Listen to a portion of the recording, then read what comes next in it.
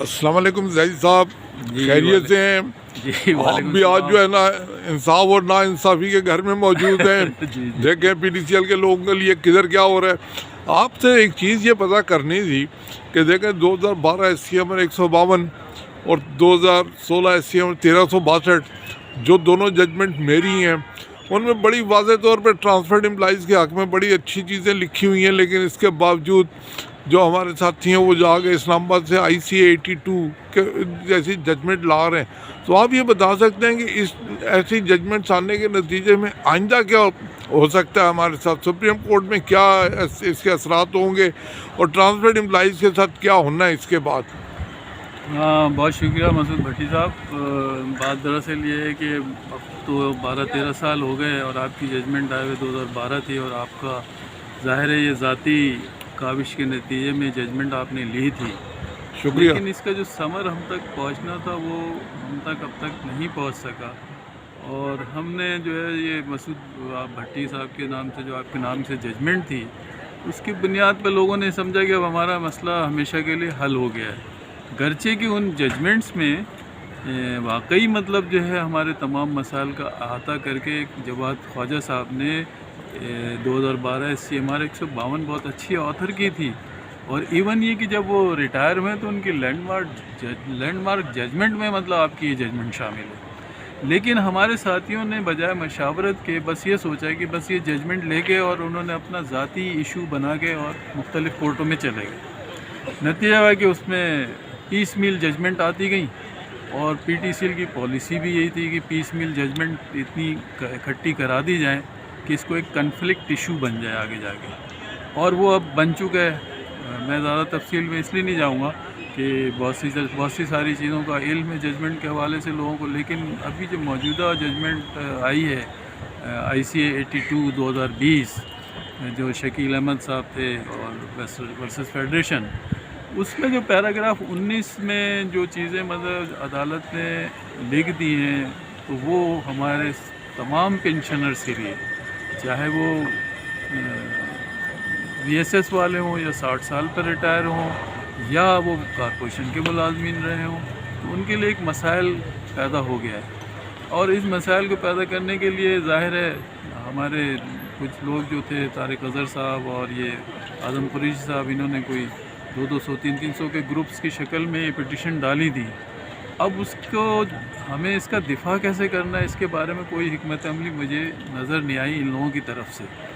ہاں یہ ضرور ہوا کہ واٹس ایپ پہ وہ ایک دوسرے پہ الزام تراشی یا اس ٹائپ کی باتیں جس کا کوئی سر و پیر نہیں ہے ان باتوں کو کرنے کا۔ اصل میں ان کو یہ چاہیے تھا کہ اس ججمنٹ کے حوالے سے ہمیں آگاہی دیتے ان تمام پینشنرز کو کہ بھائی یہ مسئلہ پیدا ہو گیا، اس کے لیے ہم یہ کر رہے ہیں، وہ تو یہ بتاتے نہیں ہیں۔ اور پھر جب لوگوں نے بھی اپیل نہیں کی تو انہوں نے فوراً کہا کہ نہیں، میں نے تو 118 نمبر اپیل PTCA کے خلاف سپریم کورٹ میں داخل کی اور 30 نمبر PTET کے خلاف داخل کی۔ چلے آپ نے ڈال دیا، وہ اپیل ڈالے ہوئے آپ کو 1 سال ہو گئے، تو لیکن ارجنٹ اپلیکیشن لگا کے اس میں کوئی تاریخ نہیں لگی، کچھ نہیں لگی، اور PTCL اس ٹائم کو آگے بڑھائے جا رہی ہے مسلسل، تاکہ آپ کا کیس لگے ہی نہیں، اور پھر 2-4 اور ججمنٹس لے کے وہ اکٹھی کر کے پھر یہ ساری چیزیں سپریم کورٹ میں لے جائیں گے، زید اور وہاں سے ہمارے اس خلاف ایک میں ایسا فیصلہ آ جائے گا کہ جس کی تلافی ممکن نہیں ہو پائے گی۔ زید صاحب، اس سے جو بات آپ کی وہ یہ ہے، آپ کا کہنے کا مطلب ہے کہ اب جو ساری چیزیں اکٹھی کر کے اب سپریم کورٹ میں جائیں گے، اور اس موضوع پہ جو ججمنٹ PTCL پاسبلی لے سکتی ہے، اور جس کے IC82 کے بعد آنے کے بعد لگتا ہے کہ اپیلڈ اگر ہوئی تو جو ججمنٹ ان فیلڈ ہوگی وہ یہ نئی ججمنٹ ہوگی، جس کے نتیجے میں پچھلی ججمنٹ جو ہے وہ اپنی اثر کھو جائیں گی۔ ظاہر ہے یہ تو ہوتا ہے کہ جو لیکن اس بنیاد پہ جیسے کہ PTCL نے ہمارے خلاف یہ کیا تھا کہ جب آپ کی ججمنٹ آئی تھی، وہ آپ کی ججمنٹ تو بعد میں، اس سے پہلے اقبال ناصر کی ججمنٹ آئی تھی، جس میں انہوں نے ان کے اس حق کو تسلیم کر لیا ہے کہ PTCL کے اندر جو رولز ریگولیشن ہے وہ اسٹیچوری نہیں ہے، وہ ماسٹر اینڈ سرونٹ رولز کے تحت گورن ہو رہے ہیں۔ تو انہوں نے وہ آپ تمام پٹیشنیں ڈسمس کی اور وہ اپہیلڈ کر دیا کہ، لیکن آپ کی ججمنٹ کو انہوں نے کنفلکٹ بنایا، کیونکہ آپ کی ججمنٹ میں یہ طے ہو گیا تھا کہ نہیں، ان کے رول اسٹیچوری ہیں۔ ان دونوں کنفلکٹ ججمنٹ کو جب لارجر برانچ میں گئی تو انہوں نے پھر ہمارے بارے میں ایک واضح فیصلہ دے دیا کہ یہ چیز مطلب جو ہے یہی رہے گی جو ری آرگنائزیشن ایکٹ کے تحت ہے. تو اب ہم ہمارا ری آرگنائزیشن ایکٹ کا جو سیکشن 25(2) ہے اس کو اس ججمنٹ نے بہت بری طریقے سے متاثر کیا ہے، اور ججمنٹ میں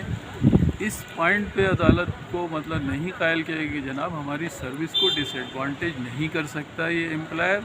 اور یہ جو لفظ ویریشن انہوں نے استعمال کیا ہے، ویریشن کا مطلب ہے کہ تغیر آ رہا ہے آپ کے اس میں،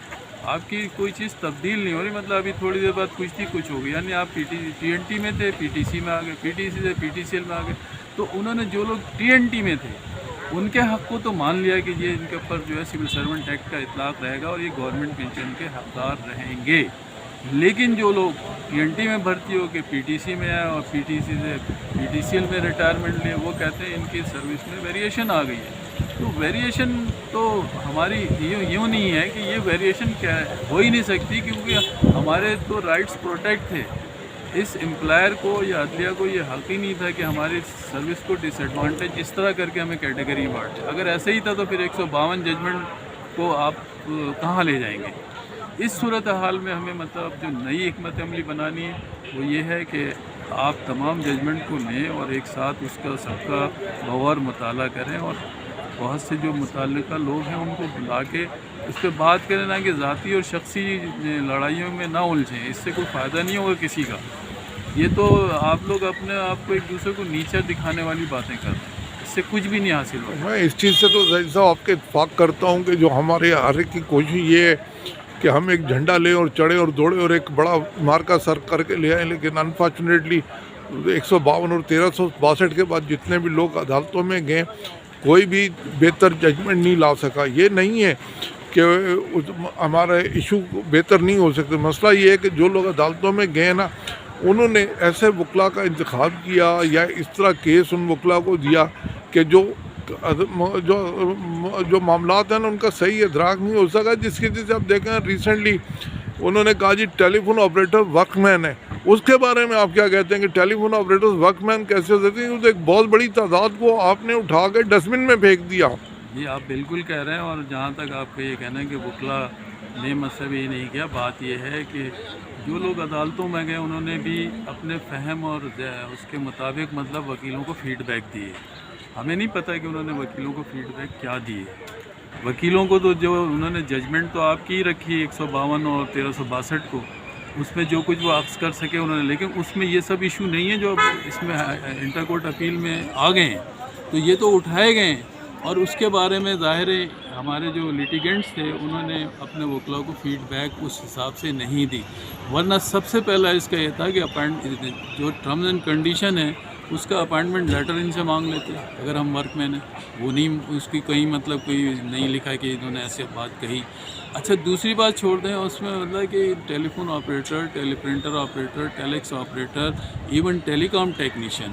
ان کا ایک ریکروٹمنٹ رولز بنا ہوا ہے سر. اس ریکروٹمنٹ رولز میں لکھا ہے کہ دے ول جو پروبیشن پیریڈ ہے وہ under the article 6 of the civil servant act جو ہے یہ پورا کریں گے. اب ایک ورک مین پہ سول سرونٹ ایکٹ کیسے اطلاق ہو سکتا ہے کہ وہ پروبیشن تو اس نے سول سرونٹ ایکٹ کے دیتے، عدالت کہہ رہی ہے کہ ورک مین ہو گئے. جیسا اگر اس کو میں سادہ لفظوں میں کہوں تو یہ مجھے لگتا ہے کہ نوسر بازی ہے. ٹھیک ہے، اب اس نوسر بازی کے کردار کون ہے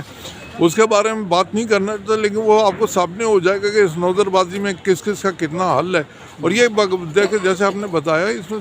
صرف ایک ہی کردار، ایک ہی عمل نظر آتا ہے کہ نوسر بازی سے سب کچھ کیا جا رہا ہے. تو اب اس کا آئندہ کے لیے آپ کے کیا پیغام ہے کہ کس طرح آگے بڑھیں؟ مطلب بات ہے، لیکن اب آئندہ کے لیے اس کا سب سے بڑا مسئلہ یہ ہے کہ ہمیں ایک کمبائنڈ ایفرٹس کرنا ہوگا،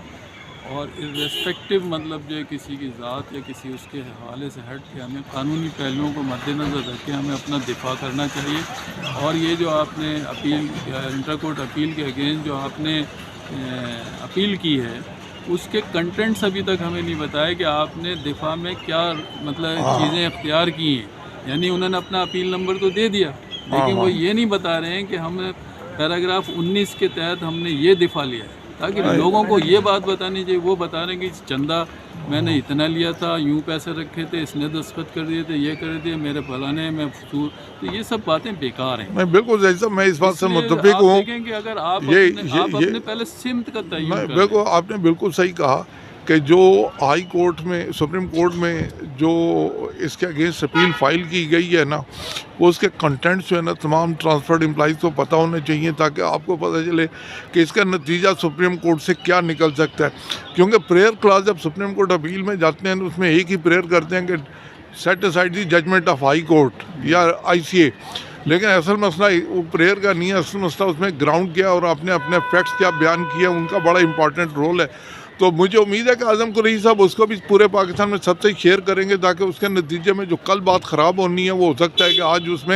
آج جب بھی وقت ہے کہ شاید اس میں ہم کوئی کریکشن کر سکیں، کچھ ڈائریکشن لے سکیں، لیکن جب فیصلہ آئے گا تو اس کے بعد کوئی ڈائریکشن کا رستہ نہیں نکلے گا، سب بند ہو جائے گا. تو اب آپ کا ایک آخری پیغام کیا ہے ٹرانسفرڈ امپلائیز کے لیے؟ یہ کہ یہ جو آپ نے اپیل میں ڈالا اس کا کنٹینٹس مطلب لوگوں کے سامنے لائیں کہ ہم نے اس اپیل میں جو ہے سپریم کورٹ میں یہ گراؤنڈ لیا ہے، اور وہ گراؤنڈ لوگوں کو بتائیں، اس پہ ڈیلیبریشن کریں، اس پہ بحث کریں آپس میں، اور اس سے مطلب نتائج اخذ کر کے ایک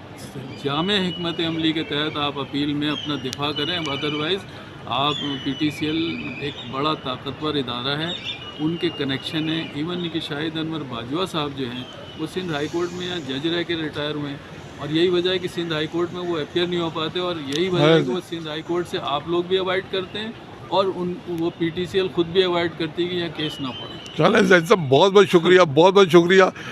اس موضوع پہ آگے بات کرتے رہیں گے اور بڑھائیں گے معاملات کو، ٹھیک ہے نا؟ اوکے جی، اللہ حافظ.